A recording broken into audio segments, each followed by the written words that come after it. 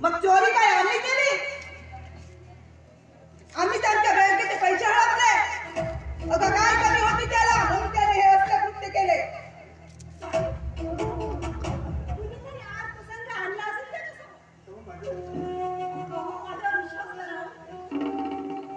अगं ही चर्चा आता इतरत्र पसरली आणि आम्ही जर त्याला असंच मोकळं सोडलं ना तर कोण विश्वास ठेवणार आमच्या बँकेवर?